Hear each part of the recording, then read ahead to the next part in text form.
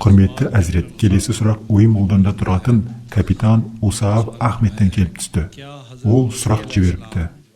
Ол бүгін қатысып отыр ма? Жоқ, бүгін ол өзі қатысып отырған жоқ. Таңертең телефон шалды. Алдыңғы урду тіліндегі бағдарламаға ол келген болатын. Сол ақ сақалды кісі ме? Ана жерде отырған? Я хазур. Ол мынадай сұрақ жіберді. Әзіреті Мәсих алейхиссалам мен Әзіреті Мағдидің алейхиссалам келуі туралы Құран кәрімде айтылған ба? Сіз бұған алдыңғы урду сұрақ-жауап отырысында хадистер мен түсініктеме берген едіңіз. Бірақ енді ол мынаны білгісі келеді. Құран кәрімде бұл туралы айтылған ба, әлде жоқ па? Енді осылай сұрақ қою мәнерінде де көп нәрсе жасырылған. Менің тәжірибем көп.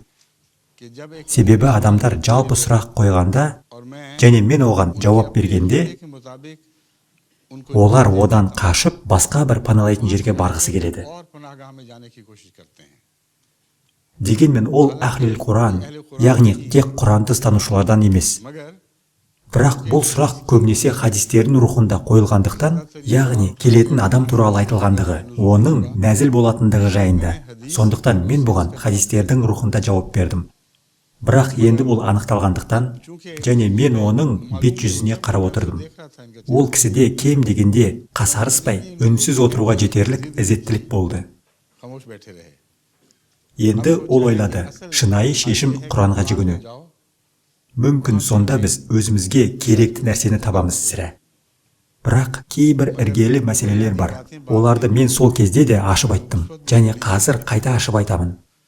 Қасиетті пайғамбар туралы, саллаллаху алейхи уассалам, Құран куәлік етеді. Ол өзінен ештеңе айтпайды деп.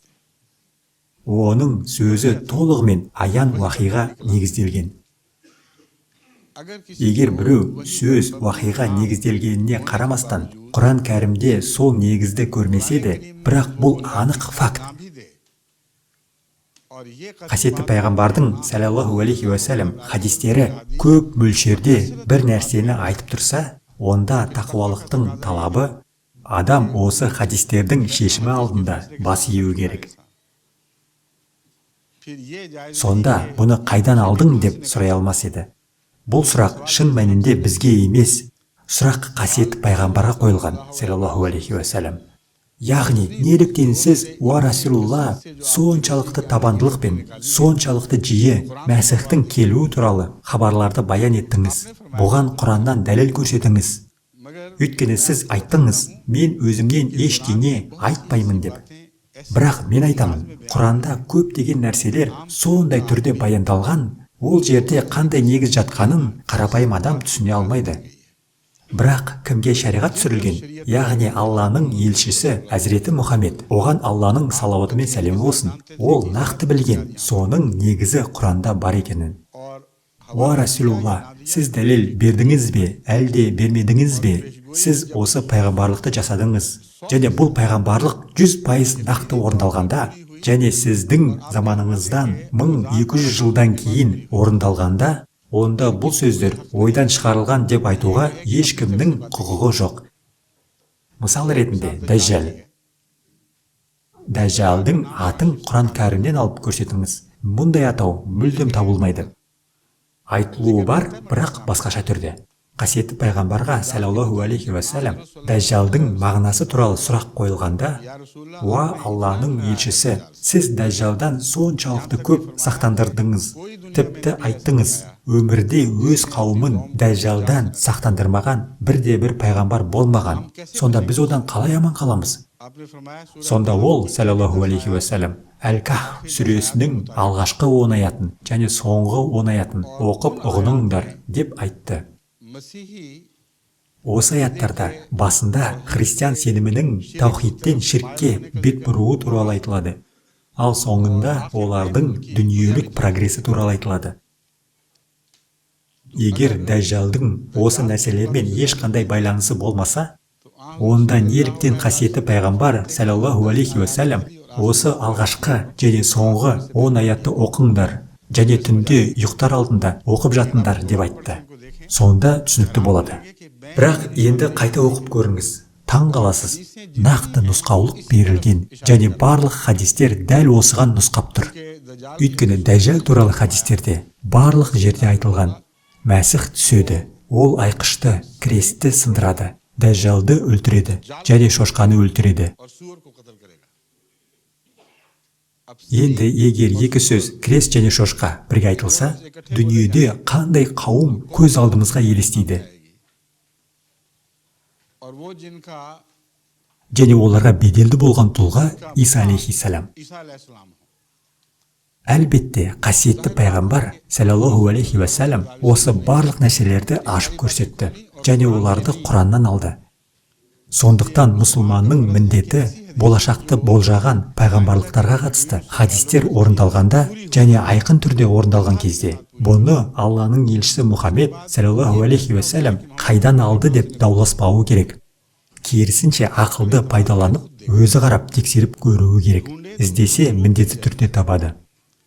Енді оны имам Мағди деп атасаңыз да, Мәсіх деп атасаңыз да, біздің пікірімізше бұл бір тұлғаның екі есімі. Және бұның негізі хадистерде бар. Сенімді сахих кітаптардың бірі болған Ибн Маджада айтылған. Исадан басқа Мағди болмайды. Бұл бір адамның екі атауы.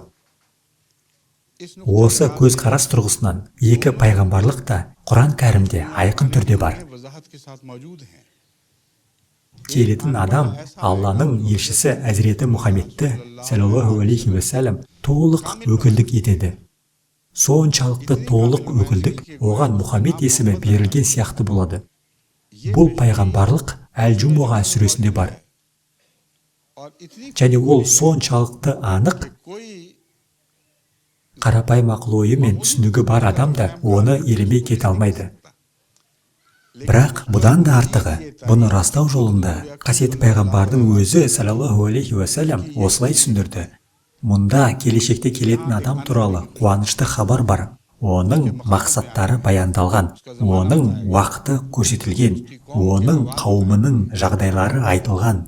Сонда саусақтар саусақтарға қалай біріктіріліп қосылса, солай Құран, хадис және Бұхаридегі хадис біріккенде, бұдан кейін қашуға қандай мүмкіндік қалады? Аят мынау. Ауз биллахи минаш шайтанир раджим. Бисмиллахир рахманир рахим. Хуаллази баъса фил уммийина расулан минхум ятлу алейхим аятихи ва юзаккихим ва юаллимухумул китаба вал хикма ва ин кану мин қаблу лафи дулалин мубин. Ол сауатсыздарға өз арасынан елші жіберген. Ол оларға оның аяттарын оқып, оларды тазартып, оларға кітапты және даналықты үйретеді. Ал олар бұрын ашық адасушылықта болған. Алла сол адамдардың өзінен оларға елші жіберді. Ал олар кім болатын? Уммии, надан, сауатсыз адамдар. Ол солардың арасынан шықты және мынадай өзгерістер жасады. Ол оларға Алла Тағаланың аяттарын оқи бастады. Және оқумен бірге таза өзгерістер туғызды. Ол оларды тазартты, олардың жүректерінің күйін өзгертті. Ол Құранды оқыған кезде, жүректерді тазартқан кезде, сонда олар білім үйренуге лайық болды.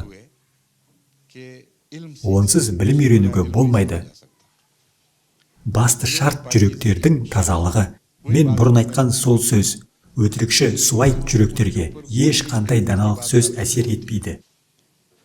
Ол білімді үйретті және даналықты үйретті.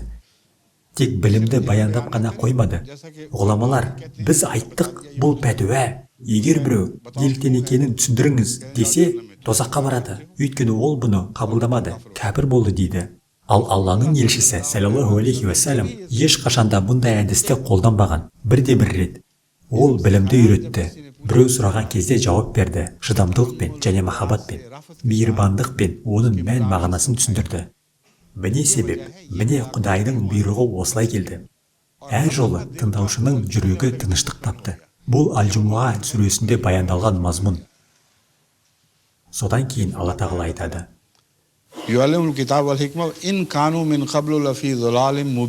Ал олар бұрын ашық адасушылықта болған. Мұнда сөз аяқталуы керек еді. Тақырып аяқталды. Бірақ осыдан кейін басқа сөз басталады. وآخرين منهم لما يلحقوا بهم.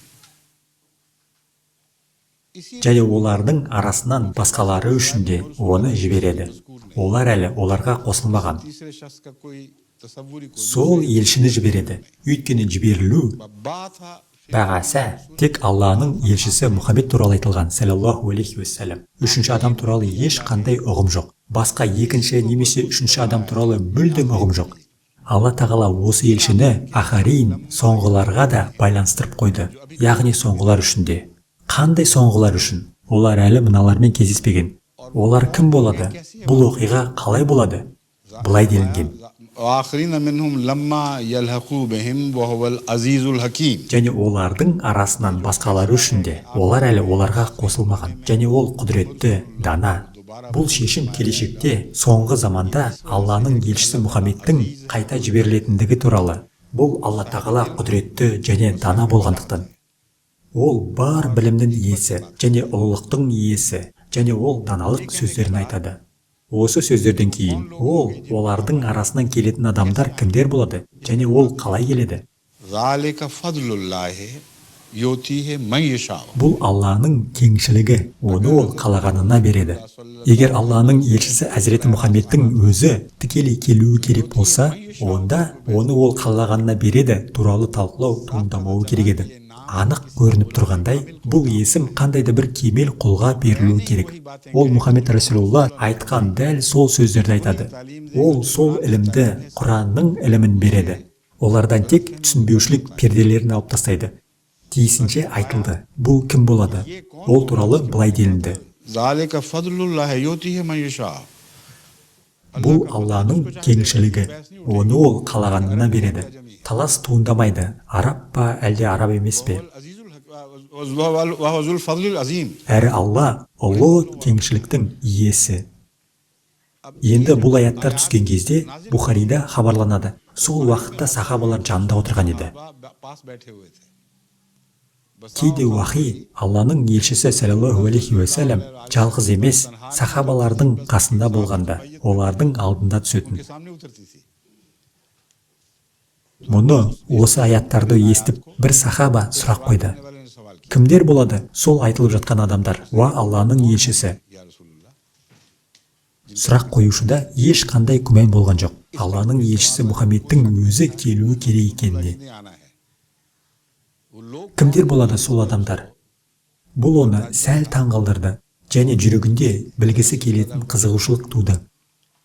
Қасиетті пайғамбар саллаллаху алейхи уассалам бұны естіп жауап берген жоқ. Үнсіздікті таңдады. Ол сұрағын қайта қайталады. Қасиетті пайғамбар саллаллаху алейхи уассалам қайтадан үнсіздікті таңдады. Содан кейін үшінші рет сұраған кезде Алланың елшісі жан-жағына қарады. Оның жанында парсылық Әзіреті Салман отырған еді.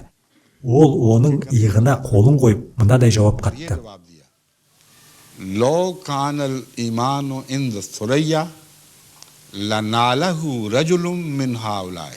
Егер иман Сурая жұлдыздарына кетіп қалса, оны осылардан бір адам қайтарар еді. Кейбір риуаяттарда риджалун ерлер деп айтылады. Бірақ Бухаридің риуаяттарында раджулун бір ер адам делінген.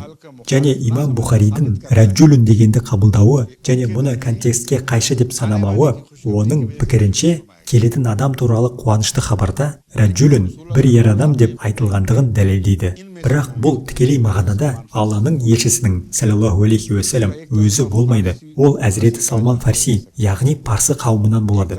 Бір аударманы парсы тегінен деп беруге болады. Бір аударманы арабтың қарсысынан, аджами, яғни араб еместен деп беруге болады. Бірақ Құран аятының баяндау стилінен шығатыны бұл Алланың кеңшілігі, оны ол қалағанына береді. Бұдан қасиетті пайғамбардың өзі саллаллаху алейхи уассалам мұнда айтылған келетін адам араб болады деген мағынада түсінбегендігін нақты дәлелденеді. Өйткені негізінен жанында арабтар отырған еді. Бірақ оған қолын қою үшін аджама араб еместің иығы табылды. Және бұл түсірілген рухани түсіндірме болғандығын көрсетеді. जो नाजिल हुई है, Бұның себебі қасиетті пайғамбар туралы саллаллаху алейхи уассалам бұл жалпы мойындалған факт. बात है तमाम Барлық бұрынғы ғұламалар, олар ұлы ғұламалар болған. Қазіргі күндері не айтатынын білмеймін. Барлық өткен ғұламалар мұнда келіседі, әсіресе хадис ілімінің білгірлері. Қасиетті пайғамбардың мынадай тәсілі болған. Жебірейіл періште түсіп түсініктеме бермеген мәселеде, немесе Алла тағала тікелей алдын ала жүректе оның мағынасын жарықтандырмаса, сонда ол өз ойынан сөйлемеген, үнсіздікті сақтаған. Сонымен 2 рет үнсіздік және 3-ші реттегі жауап қасиетті пайғамбардың баяндаған сөзі илхам аянға негізделгенін айқын көрсетеді. Және сөзі сондайлық дана, соншалықты бір-бірімен байланысты. Бұны қарапайым ақылы бар адам да өтірікшінің ойлап шығарғаны деп айта алмайды. Мынадай сұрақ болды. Сол адамдар кімдер болады? Жауап келесідей. Егер иман Сурая шоқ жұлдыздарына кетсе де, сол адамдардан біреу шығып, иманды аспаннан қайта жерге қайтарып әкеледі. Мұнда сұралуы керек, бірақ сұралмаған көптеген нәрселер айтылды. Мынадай сұрақ туындауы керек еді. Уа Алланың елшісі, саллаллаху алейхи уассалам, дін сізде аяқталды. Сіздің кітабыңыз соңғы кітап. Сіз соңғы елші. Және мәңгілікке Мұхаммед үмметі дүние жүзі үшін жарамды монетаға айналды. Сонда бұл қандай уақиға? Неге біреу келеді? Және келіп не айтады? Кітаптың аяқталуы, игіліктің толықтығы, барлығы айтылды ғой. Бұл сұрақ қойылуы керек еді. Міне осыған жауап беріледі. Шариғат аяқталғанына қарамастан, оның мәңгі елші болуына қарамастан, бәрібір иман жүректерден кетуі мүмкін. Және Алланың елшісінің саллаллаху алейхи уассалам заманында да иман кейбір бақытсыз сорлы жүректерден кеткен. Сондықтан шариғаттың кемелдігі және елшінің барлық жағынан кемел болуы ешбір жағдайда қауымның жақсы және таза қалатынына кепілдік емес. Үмметтегі келіспеушіліктер өте тез басталғанын тарихтан көріп отырмыз. Сонымен жүректің иманы, міне бұл шынайы шешуші фактор. Соның үшін шариғаттар түсіріледі. Егер ол кетсе, онда тек аспаннан келген адам ғана мұны түзетеді. Бұл жердегінің ісі емес.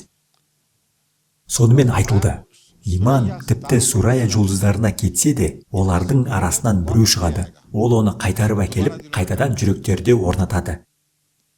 Неліктен айтылмады? Ғұламалар бірге жиналады, халифат қозғалысы басталады. Немесе Минхажул Құран сияқты, Маудуди Джи секілді үміткерлер көтеріледі. Алаңдамаңдар. Олардың барлығы бірге барлық мәселелерді шешеді делінбеген. Мұнда тек осы ғана емес, қандай да бір хадисте, алдарыңызда тағы қайталаймын. Қасиетті пайғамбар, саллаллаху алейхи уассалам, құлдырау заманында ғұламалар арқылы түзету туралы бірде-бір рет айтпаған. Бірде-бір рет. Және айта да алмас еді. Өйткені адамдардың рухани дерттерін одан артық ешкім көрмеген. Одан артық ешкім діни құлдырау жоғарыдан басталатынын білмеді. Қарапайым халық қой сияқты артынан еретін адамдар. Басшылық арсыз және өзімшіл болғанда, ол оларды Құдай атынан, басшылық атынан қалаған жеріне әкетеді де шұңқырларға тастайды. Сондықтан қасиетті пайғамбардың саллаллаху алейхи уассалам мұндай жағдайда бірде-бір рет ешбір ғұламаны атамауы, тек Мәсіхті атағаны, Мағди туралы айтқаны, дүние жүзі имамдары туралы айтпауы, тек Мағдиді ғана имам деп атауы, қасиетті пайғамбарға саллаллаху алейхи уассалам діни халықтардың өркендеуі мен құлдырауының барлық жағдайлары ашық болғанын анық дәлелдейді. Ол білді, діни көшбасшылар жауапты болады. Олар бұзылғанда, оларды ауыстырудан басқа шара жоқ. Сонда Құдай тікелей араласуды өз қолына алады. Және бүкіл діни тарихта осы принципке қарсы бірде-бір принцип жоқ. Неліктен ғұламалар туралы айтылмады? Өйткені ол басқа жерде былай деген: कि सयाती अला नास ज़मानुन адамдарға сондай заман келеді. आने वाला है ला यबका मिनल इस्लाम इल्ला इस्मुहु Исламнан оның атынан басқа ештеңесі қалмайды. वला यबका मिनल कुरान इल्ला रस्मुहु Және Құраннан оның жазуынан басқа ештеңесі қалмайды.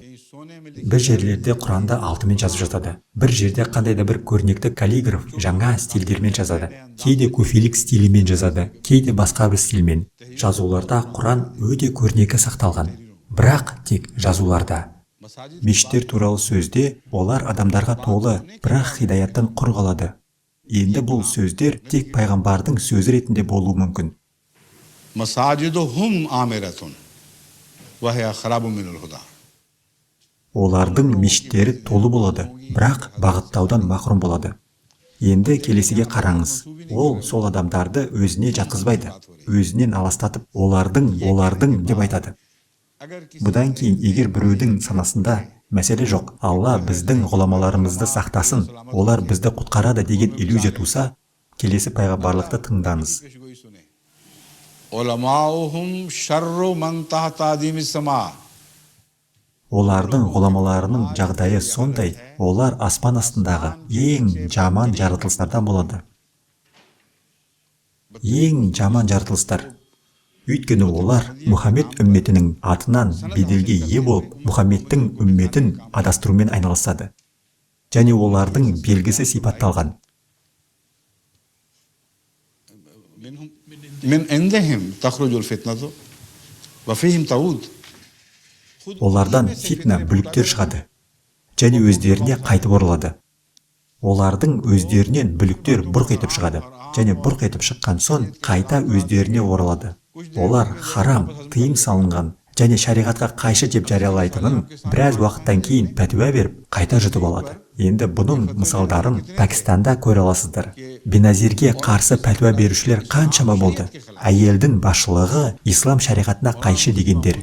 Мәулана муфти Махмуд, оның ұлы Фазлур Рахман сахиб, ол да муфти, қатты дауыспен айтып жүрді. Бұнымен тыныштық мүмкін емес. Қалайша біз шариғат мәселесінде осы әйелдің сөзін қабылдап, Құдайдың сөзін қабылдамай қалдырамыз деп.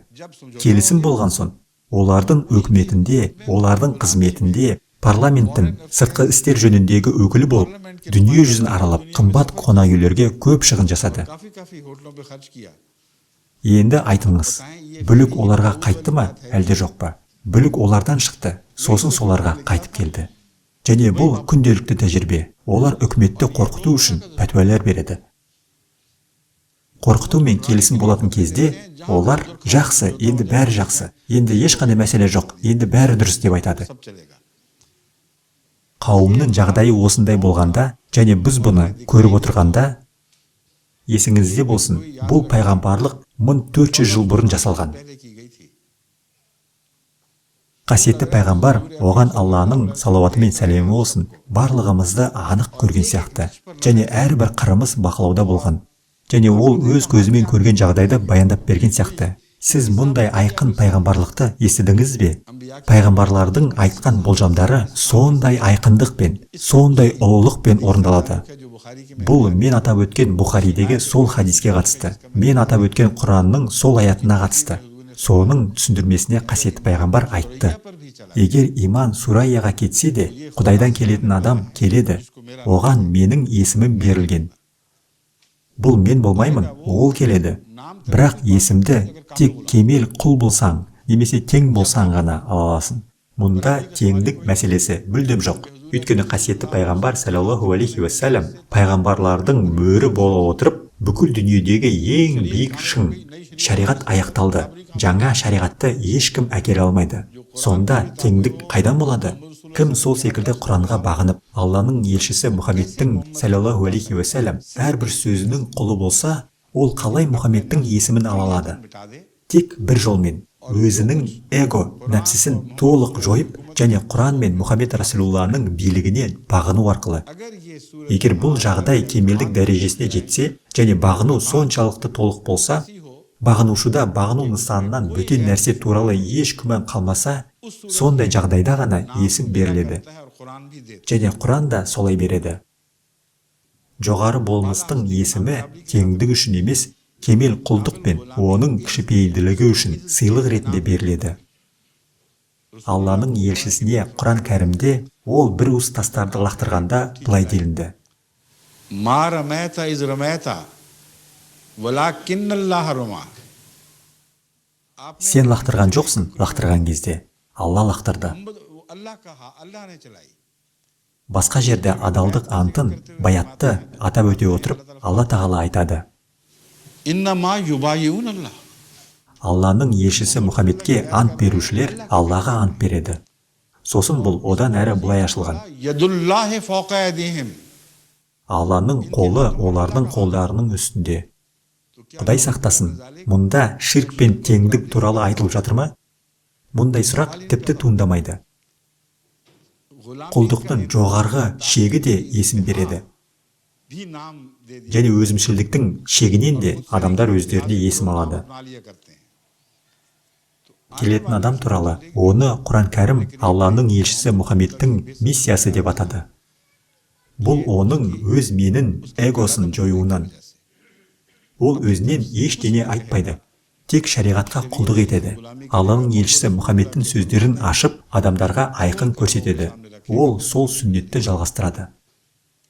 Бұл Құранда ашық сөздермен айтылған пайғамбарлық. Содан кейін Мәсіх туралы сөздерде де Құран кәрім Әзіреті Мәсіхті атайды. Және сол аяттардың басында Исраил ұрпақтарына үлгі өнеге болған сондай Мәсіх туралы да айтады. Және әрі қарай былай дейді. Және ол сағаттың, яғни қиямет күнінің белгісі болады. Және ол міндетті түрде сағаттың белгісі болып келеді. Айтылып жатқан сағат қиямет күні келуі керек. Осы сұрақты көтеретіндер сол тәпсіршілер мен ғұламалардың өздері. Оларға Мәсіх қайта келе ме, қалай келеді деп сұраған кезде, олар айтады: Құран кәрімге қараңыз. Оның келуінен кейін сағат қиямет күні тез келеді дейді. Сонымен келетін Мәсіх туралы сөз Құран кәрімде бар, бірақ олар мұны көрмейді. Сонымен қасиетті пайғамбар саллаллаху алейхи уассалам не айтса да, біріншіден ол Құранның растауынсыз өзінен ештеңе айтпағанына кемел мүміннің сенімі болуы керек. Бұған Құран куәлік етеді.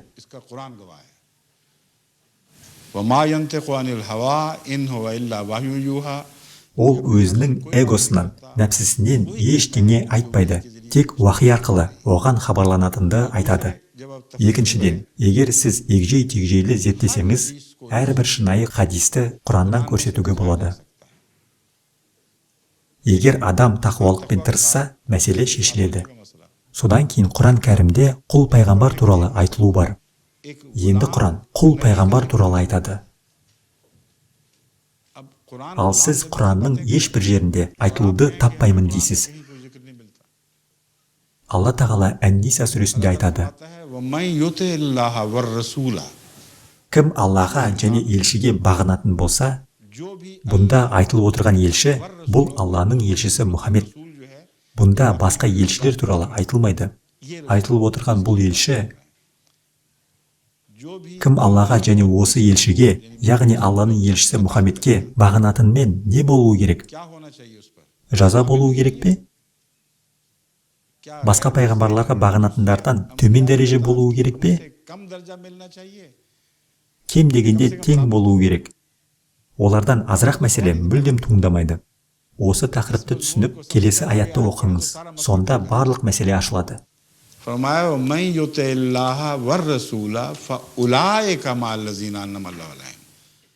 Міне сол адамдар, оларға сыйлықтар тарту етіледі.